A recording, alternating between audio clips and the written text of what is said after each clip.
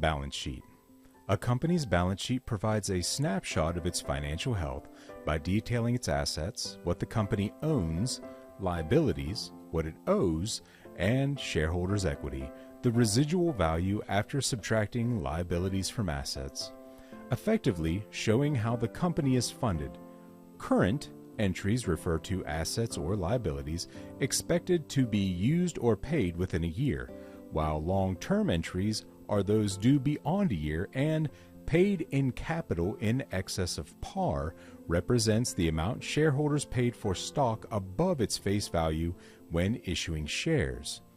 Key points about the balance sheet. Assets. These are the company's resources, including cash, inventory, accounts receivable, property, plant and equipment or PP&E, and investments. Liabilities. These are the company's debts, including accounts payable, money owed to suppliers, loans, and accrued expenses. Owner's equity or shareholders' equity.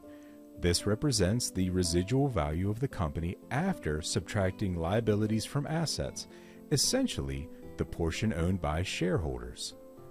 Current assets. Assets that can easily be converted to cash within a year, like inventory and accounts receivable. Long-term assets. Assets that are expected to be held for more than a year, like land and buildings. Current liabilities. Debts that need to be paid within a year, like accounts payable and short-term loans.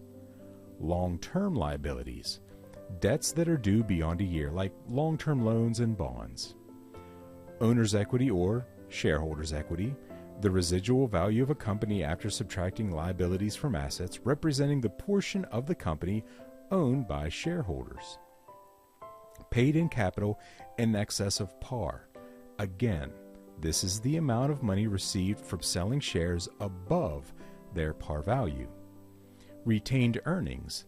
The accumulated profits a company has kept after paying out dividends to the shareholders. How to analyze a balance sheet. Liquidity ratios.